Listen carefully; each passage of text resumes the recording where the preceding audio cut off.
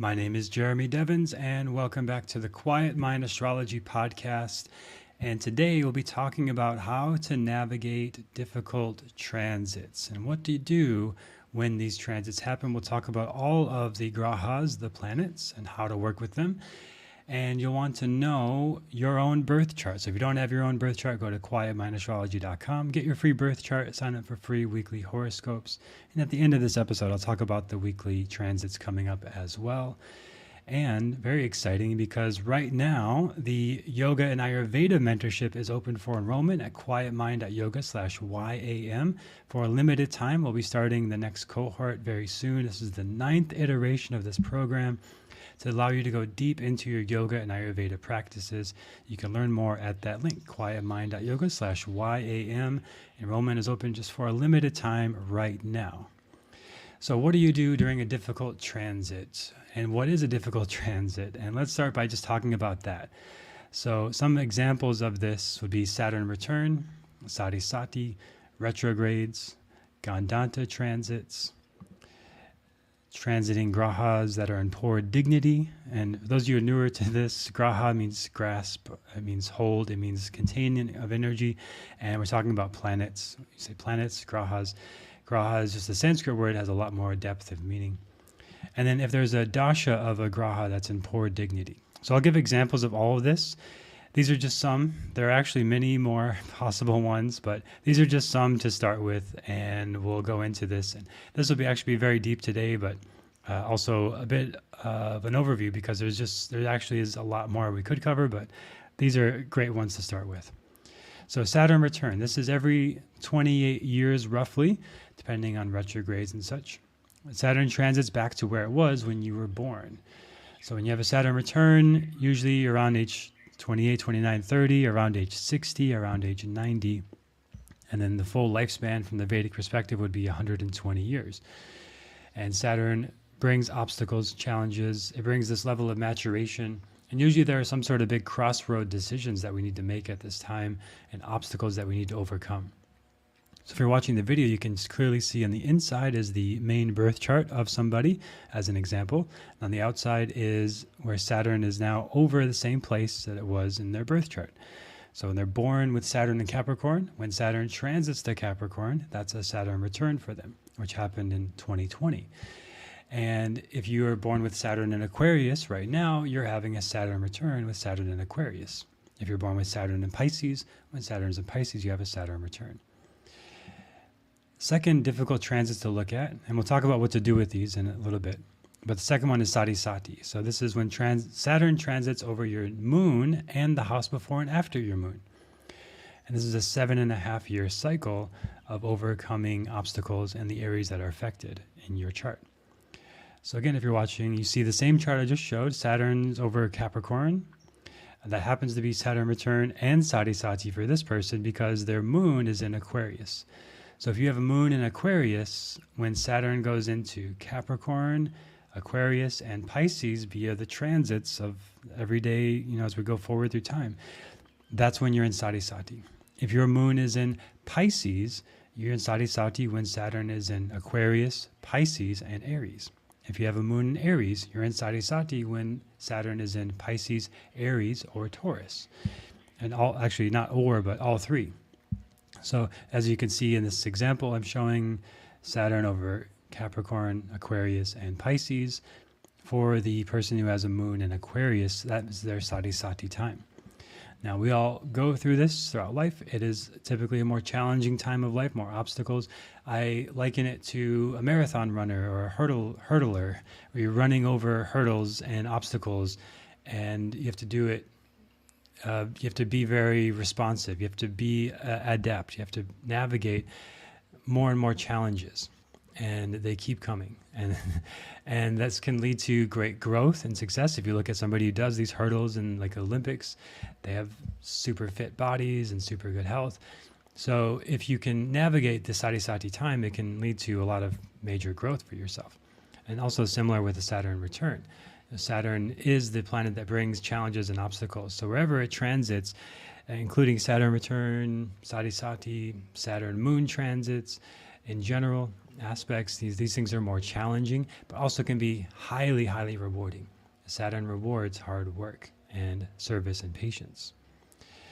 So again, what to do, we'll talk about that in a little bit. But the third difficult transit that happens every year for everybody is retrogrades. So this is when a planet appears to move backwards. No planet ever actually does move backwards, but from our perspective on Earth, it looks that way. And those energies, those areas of life affected by the retrograde tend to require some sort of reviewing, revisiting, revising. There's usually some sort of needing to redo things in this area. So if you look at the example charts, I'm still showing the same ones if you're on the video. Can you find the retrograde planet? There's actually only one of these 3 different charts. These are from different years as well. Because retrogrades happen every year, but there's also times every year where there's no planet retrograde. And those are usually times where things can move forward. Often it can be even a little overwhelming of how much possibility and potential there is. But when things retrograde now, that invites you to slow down and review, revisit, revise things in that area of your life. And if you found it now, it's Jupiter retrograde in Gemini over the 2nd house of this native in the example chart. So now we bring the qualities and the energies of Jupiter, the teachers, wisdom, philosophy, our beliefs and values. In Gemini, where there's maybe many different teachers, many different philosophies to explore, lots of different interests, lots of communication, lots of learning, great transit for learning. And it's over the 2nd house of family, home, and assets. So you put all that together and you can interpret it's time to go back over lessons you've learned in your family, review issues with finances and commerce, with family assets, things like this, maybe addressing a will or revising a will, things like this. Those are all auspicious activities to do during that example of Jupiter retrograde in Gemini in the 2nd house, over the 2nd house for this native, who happens to have Rahu in their 2nd house. So family things are probably very important to them in general. So you get the idea, putting these things together. But again, how do you work with it? Like, what do you do? Those are some examples of like real life things, but I'll share some practices you can do to support these. The 4th challenging transit that we all go through every year is the Gandanta transits. And this is when a graha, a planet, I say graha more often than planet when I'm teaching, because graha refers to the sun and the moon, which are luminaries and not planets, as well as Rahu and Ketu, which are points in the sky rather than actual planets. So the graha passes from a water to a fire sign. And this is considered a Gandanta movement. Gandanta means karmic knot, and this is a untying of a karmic knot. And this may be somewhere you feel stuck in your life, where you've been blocked, energy is not flowing. In the same way a hose gets knotted up or kinked up and the water stops flowing. When you go through a Gandanta transit, it is showing you where the hose is kinked up, where the blocks are, where energy can now flow better if you address that issue. Like if you're trying to water your plants, but the hose is knotted up, you have to unknot the hose if you want to water your plants. In the same way with the Gandanta transits, you have to address this thing if you want to have the thing you're moving towards, the desires, the goals, the vision, or whatever you're moving towards. So can you see, if you're watching the video, where there's a graha moving from a water to a fire sign? And that's also the cycle of the elements, all the 4 elements that we use in jyotish. Sometimes there's 5, but typically we use 4, and it's earth, air, water, and fire.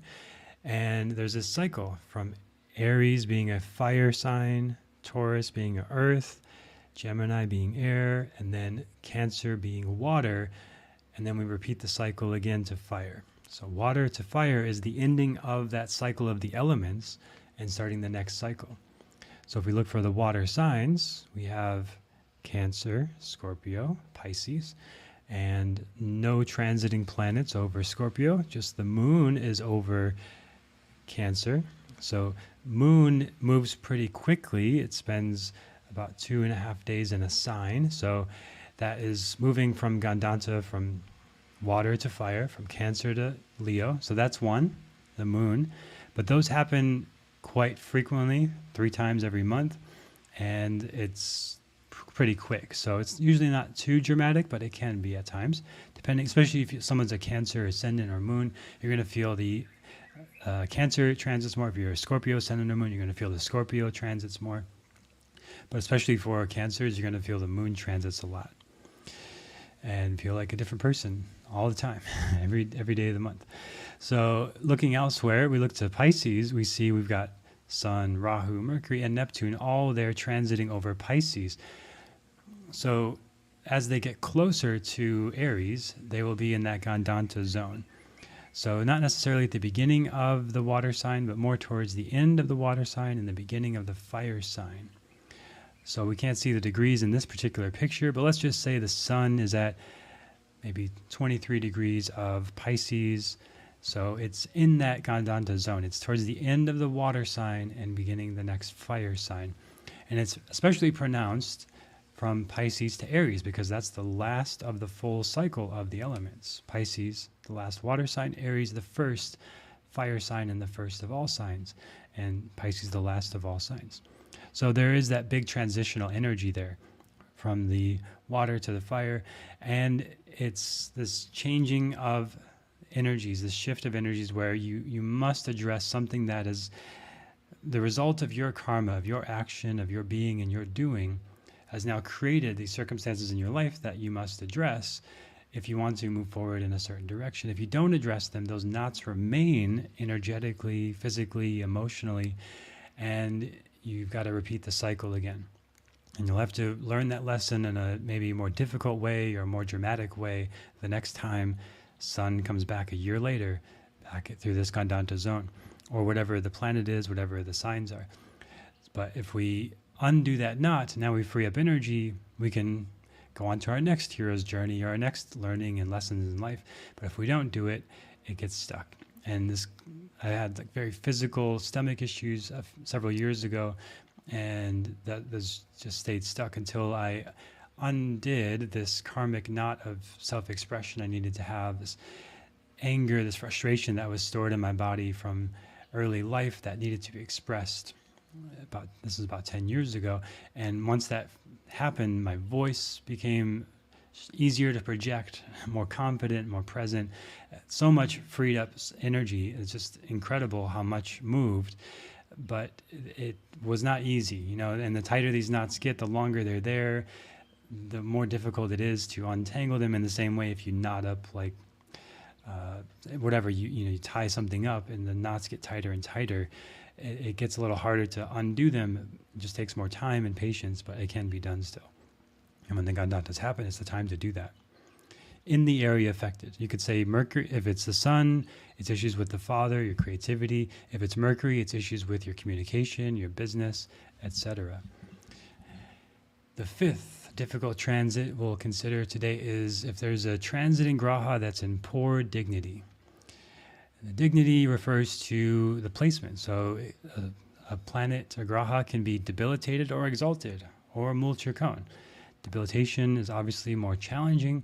Exaltation is obviously more beneficial, more auspicious in general.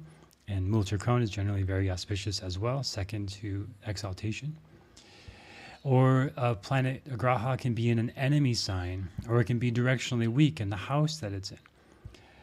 So this generally brings negative and inauspicious results in the affected areas of life. Using the same example chart, Moon is in its own sign of Cancer. That's generally very good dignity, unless there's some sort of negative aspect, like you see also that's aspecting the natal Saturn and Mars, so that's a little more challenging. And it's also aspected by Pluto, so that adds some element of challenge there too.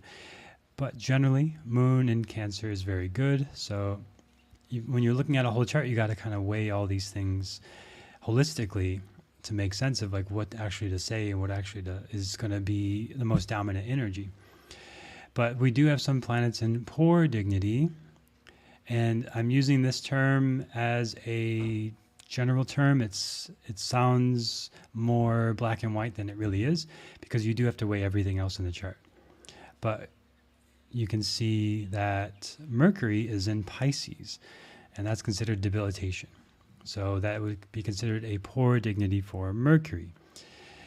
And that's likely going to bring more communication issues, miscommunications, misunderstandings, difficulty with expressing yourself verbally. And there's also possible positive aspects, and we'll talk about that, how to bring those out. But just because something is considered a negative or positive dignity doesn't tell you the whole story, but it does tell you that this is probably something to pay attention to and put more energy into addressing and bringing out the more auspicious, positive side of it and working with it. And we'll talk about how to do that in a second. So the sixth and final difficult transit to look at today is if a graha is in poor dignity and you're going through that dasha.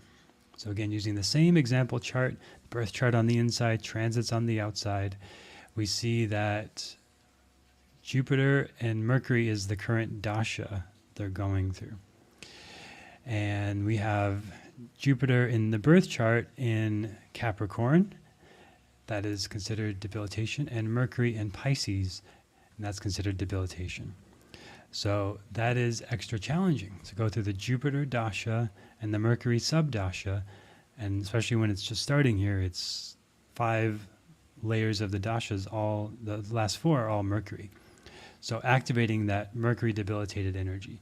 So first of all, Jupiter in Capricorn, they're needing to learn lessons through this dasha about limitations, restrictions, being too optimistic, being naive, and then the universe humbling them and teaching them where to be more grounded, more practical, more Capricorn with their big ideas, and sometimes could be grandiosity or too much hubris. And then within that whole cycle from this example chart, 2039 to 2055, they're learning these big lessons about their teachers and the limitations of what their teachers can provide for them, because it's Jupiter and Capricorn, their own naivety because of their expansion of Jupiter, their big visions being grounded and limited by the practicalities of Saturn and Capricorn. And it's ruled by Saturn, its dispositor, is there as well. So even more Saturn energy on the Jupiter. And of course, this is actually a chart from 2020 when we all went through this with the pandemic and the lockdowns and the immense level of restrictions across the world. That's a strong, very strong example because it was all these other planets, Jupiter, Saturn, Mars, and Pluto in Capricorn. We saw that. But just for this example of the chart right now, that Jupiter that dasha is going to be challenging for them. Just looking at the birth chart, you can tell that. And then we're not really using the transits right now for this one, but looking at Mercury and the birth chart, we see it's debilitated and there's going to be some miscommunications. So during this phase now, 2044 to 2046, this person will be learning about how to communicate more clearly and how to be more grounded and practical in their communication because of the Capricorn thing. And running into obstacles where they're misunderstood, the business prospects are not what they thought they'd be, they overlooked some important detail because it's the 11th house, and there's falling outs with teachers because of the 9th house aspect.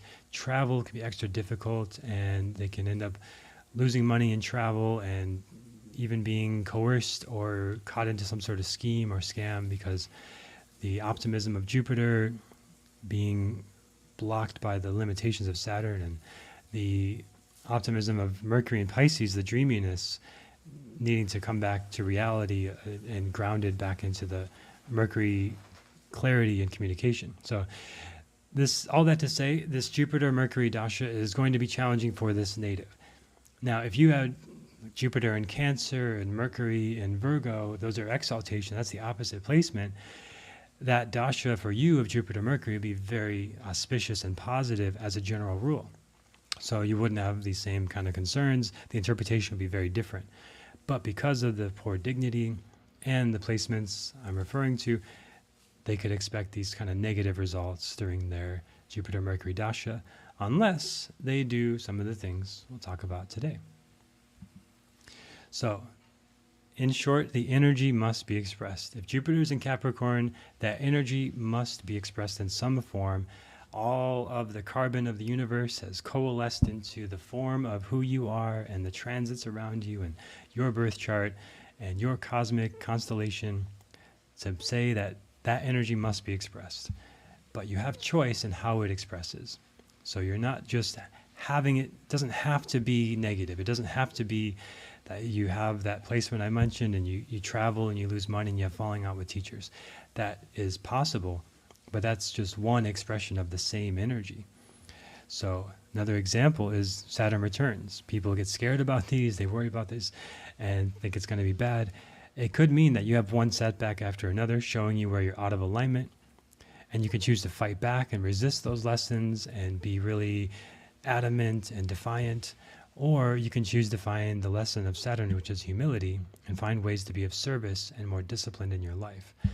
That's the same energy expressing in a more auspicious, positive way. We have choice, and we don't always feel like we have choice. We don't always have awareness of the choice. So that's where it comes to being aware of the energies that are at play. So we look to first what graha is affected in these difficult transits.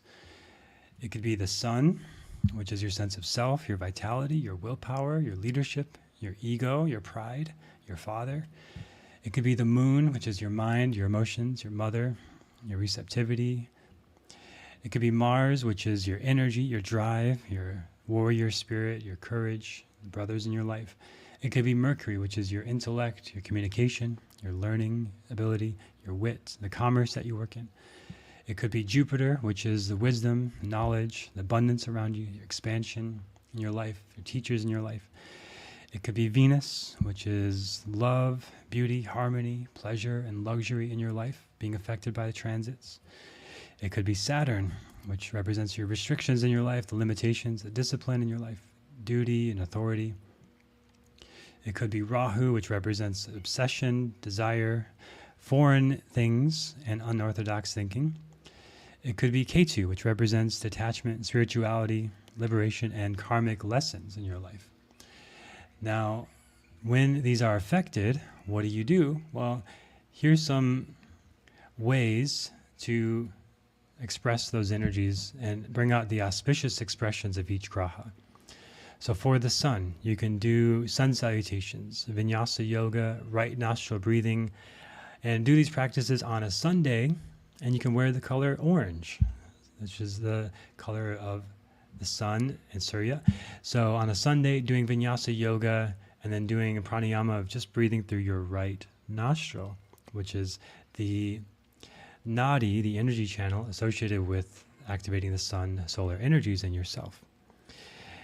If it's the moon that's affected and you want to bring out the more positive expressions of the moon, you can do yin yoga, restorative yoga, gentle yoga, and do left nostril breathing, just breathing through your left nostril. And especially doing these things on a Monday will bring out the more positive expressions and strengthen those lunar energies of the moon.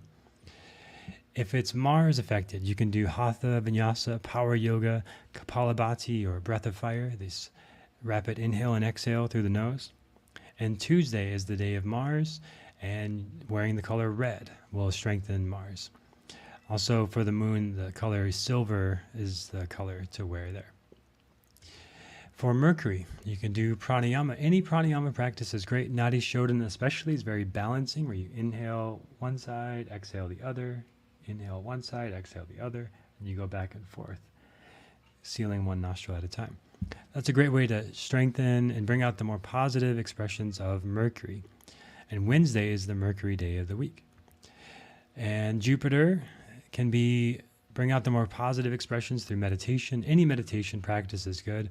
Svadhyaya, this is self-study practice, any sort of self-study journaling, self-awareness practices.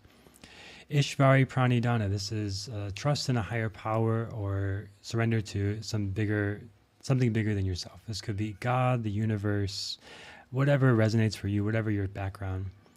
And any sort of breath retention is very good, like holding the breath in. So when you inhale, you hold the breath and then work on expanding that capacity to hold the breath in.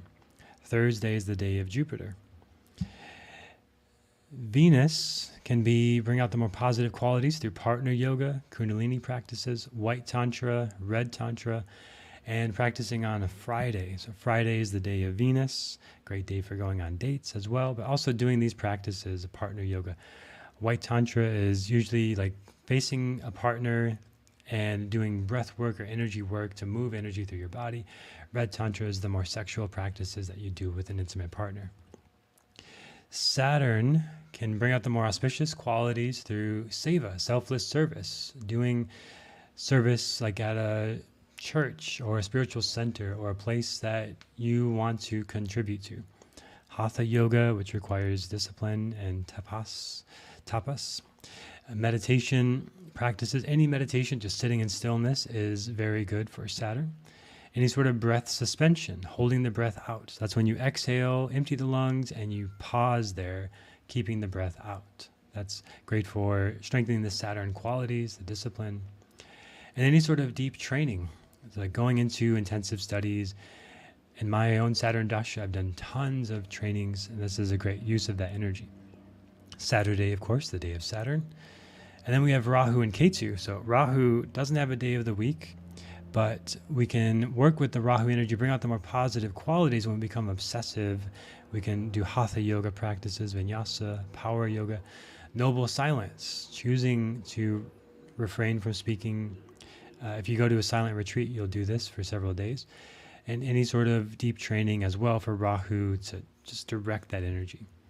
And then for Ketu, any sort of meditation, mantra, pranayama practice, seva, selfless service, and deep training. So with these more malefic energies, Saturn, Rahu, and Ketu usually are more challenging.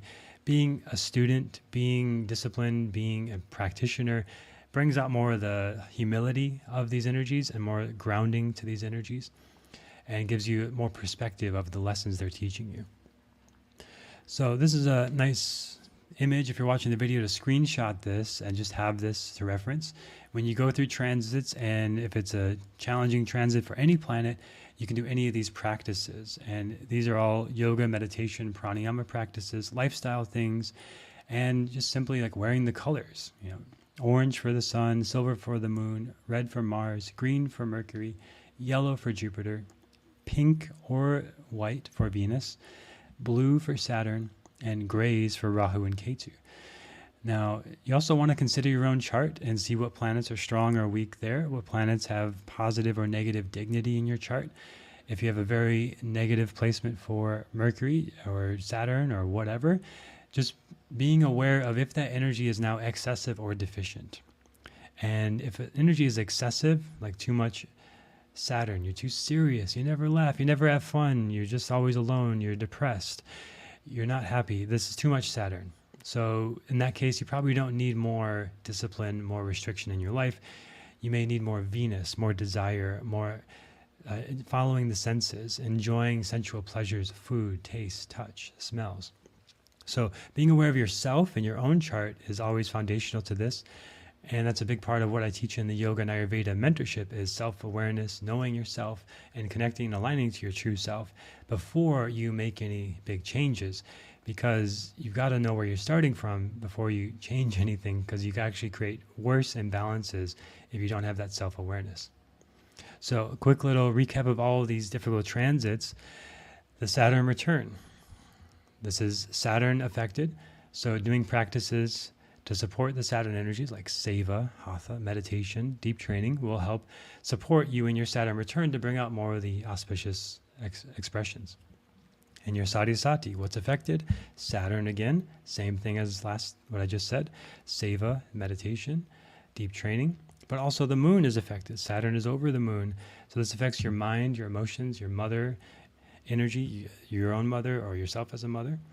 So doing more yin, restorative, gentle practices like moon things will help bring out the positive expression of this as well. When you're going through retrogrades, like in this image, you see Jupiter's retrograde, so that's affecting your wisdom, knowledge, abundance. So you do things like meditation, mantra, self-study, breath retention. These things will all support Jupiter during their Jupiter retrograde time and bring out the more positive expressions like learning new things, having great teachers, more abundance in your life. When the Gandanta is happening, like in this example, it's the sun. The sun is Gandanta in Pisces going to Aries. That's affecting your sense of self, your vitality, your willpower, your ego, your father. So do practices like sun salutations, vinyasa yoga, right nostril breathing, and wearing orange. And on Sundays, doing these practices to help bring out the positive expressions and work through this in a more auspicious way. Number 5, when you have a transiting graha that's in poor dignity, like we see in the outer chart is the transits, the inner chart is the birth chart. The Mercury is in poor dignity and transit, it's debilitated. So that affects your intellect, your communication. So you do practices like pranayama or mantra to direct that energy in a more auspicious way. And the 6th difficult transit we looked at today is if you have a dasha of a graha that's in poor dignity. So we've got the Jupiter-Mercury dasha here. Because Jupiter is debilitated, the Mercury is debilitated. So what can we do? Well, Jupiter practices meditation, breath retention, svadhyaya, journaling, self-study, wearing yellow on Thursdays. And for Mercury, pranayama practices, nadi shodhana mantra, wearing green on Wednesdays, doing these practices. So that can help bring out the more positive side. And generally when you're in a dasha, you start with the main dasha, the mahadasha first. You work on that energy. And then secondary, very close second, you work on the sub-dasha or antardasha, which in this case is Mercury. And then the last 3 layers often can change pretty quickly, sometimes within months, sometimes within weeks. So those may not be as significant, but still they are significant. So you could work at that 3rd level as well. But beyond that, they do change pretty fast. So generally, the first 2 levels are essential for the dashas. The 3rd level is debatable, depends on how long the dasha is, and then the last 2 usually go pretty quick. So working with those may be a more day-to-day thing if you are working with something that day. But that is our look at 6 difficult transits: the Saturn Return, the Sade Sati, retrogrades, Gandanta, transiting grahas that are in poor dignity, and the dashas of grahas that are in poor dignity. And hopefully this gives you some perspective of how you can work with these energies, because you always have choice. The energy must be expressed, and we always have choice in how to do that.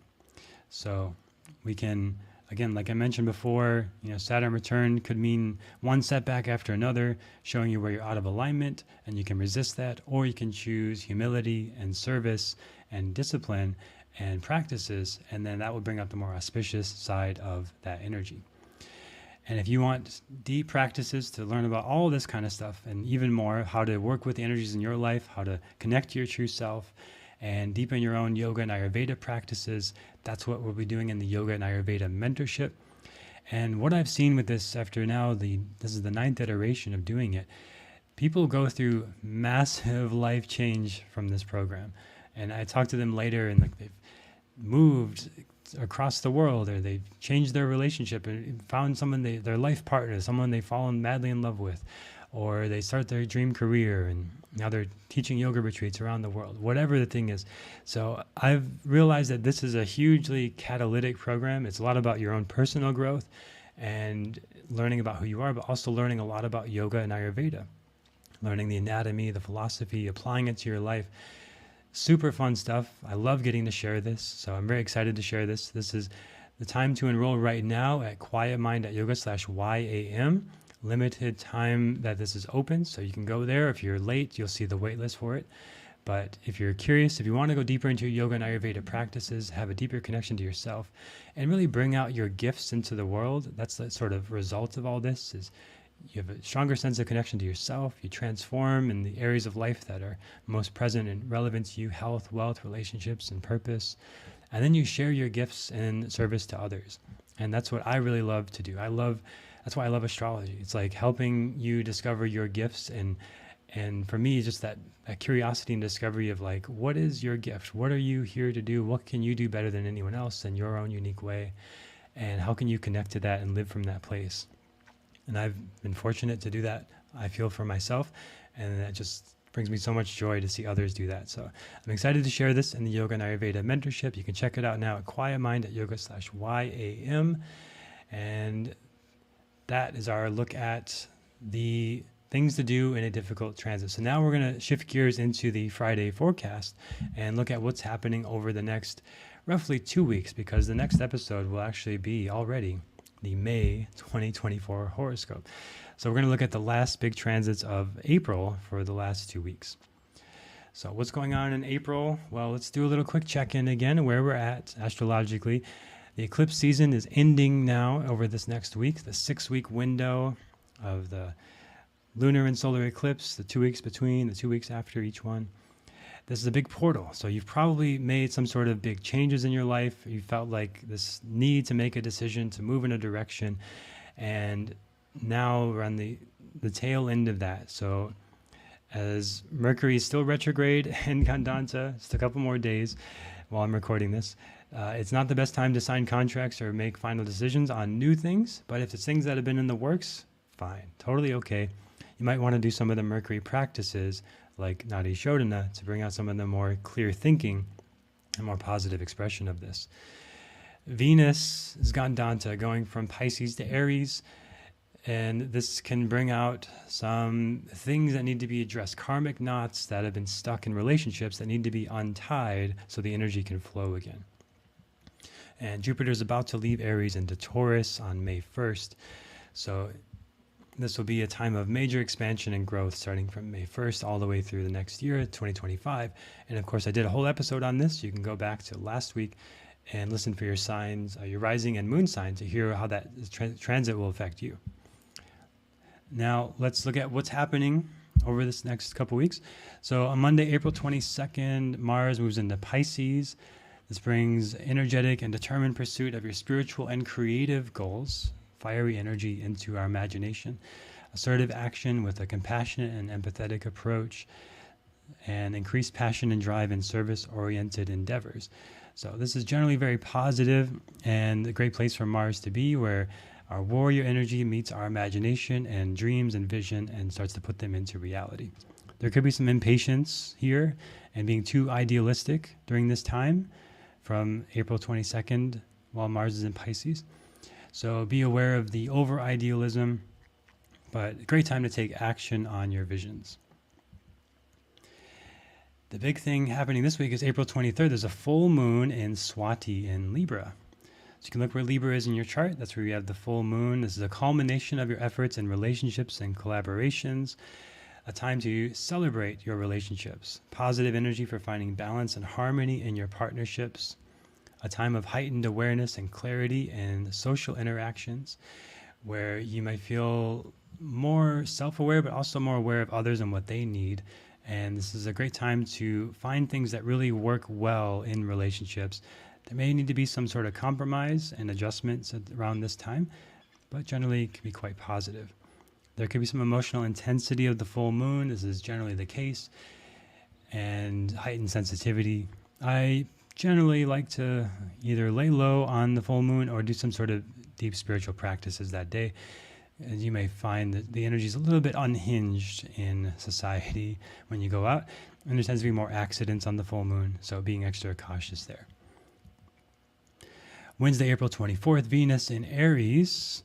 Now Venus is moving out of exaltation in Pisces into the fire of Aries for 23 days from April 24th. This brings a dynamic and assertive approach to relationships and social interactions, a lot of passion, a lot of drive, and great for romance and sexuality as well. Favorable time for initiating new connections and partnerships. And there may be some difficulty in sustaining them, though. Venus in Aries is great at starting things. Whatever you want to start, passionate about, go for it. But sustaining it is a different topic. And when Venus goes to Taurus, that's where you start to see how to sustain those connections and desires. And there's a positive influence on your own personal charm and attractiveness, and potential for impulsivity or conflicts in romantic matters. Watch the tempers, but bring it into passion, desire, sexuality. It's a great use of that energy. And then on April 24th also, Venus is in Ashwini in Aries, so it's in the nakshatra of Ashwini, which just brings more of this initiative, passionate, quick decision-making, and desire to express affection. And there's a healing energy to all this as well. So that romance, the connection, the sexuality, the sensuality, the music, the art can all be quite healing during this time. Still some impulsivity, similar energies to the Aries. And then on Friday, April 25th, Mercury goes direct. So all the retrograde of Mercury issues are solved. You can no longer blame Mercury. You've got to blame yourself or take responsibility. So Mercury goes direct, but it still is in the shadow zone. So you got a little time to blame Mercury for some stuff where it's going back over areas of the sky it's already been. And we may need to redo some things that we started a few weeks ago, revisit them, revise them, readdress them. But now there's more clarity and forward movement in communication and decision making after April 25th. It's a great time for implementing your plans and ideas that you developed during the retrograde, clearing out the space, ideally, during the retrograde. Did you do that? You clear out some space, you let some things go, and now you got more space to move forward, completed some old things, tied up some loose ends. But now you can have more positive energy for clear thinking and effective expression. There is some potential lingering effects of the retrograde causing caution in communication, requiring caution in communication. And then on Saturday, April 27th, the sun moves into Bharani nakshatra in Aries. And this brings a determined and focused approach to your personal and professional matters. It's a great place. Sun in Aries is wonderful. And in Bharani, now it brings more positive influence on your individual goals and expression. Bharani is the symbol of a yoni, life and death, this portal between worlds. So there's a great potential for starting something of major importance new in your life, birthing something new into your life. There's increased determination and perseverance at this time. There could be some issues of being overly assertive or rigid in pursuing your goals. But overall, this is wonderful energy. One of the big things to watch out for this month is starting too much and being overly ambitious, and just keeping that in check to what it could be sustainable when Sun and everything and Taurus. Sun moves into Taurus, Jupiter moves into Taurus, Venus will move there as well. So we're going to have a lot of grounding energy shortly after this in May. But in April, these last couple weeks, a lot of potential to start things. And then finally, on April 27th, Mars moves into Uttara Bhadrapada. And this is an energetic and determined energy to pursue your spiritual and humanitarian goals. There's assertive actions with a focus on service-oriented endeavors, increased passion and drive in collective projects, and there's potential for impatience or conflicts from being too idealistic. Similar energies as mentioned before. So that's our look at the Friday forecast, what's going on over the next couple weeks before we go into next week, the May 2024 horoscope.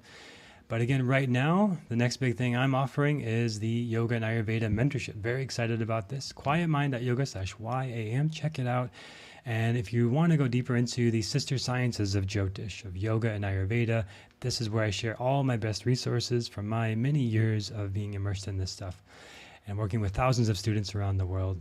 So this is the place to do the deep work. Like even when I give readings, I'll say like, this might be a good transit to do this, like do these practices or try this. Well, this is the place now where we'll do those practices. And that's something I've wanted to create now and really clarify that for years of like, actually, this is the place. And I've improved it. I've made it more focused on this part of it. Like we learn about the transits, we learn about ourselves, we learn about the deep work that we need to do to grow, but when and where do we do it? Where's the container for that deep growth?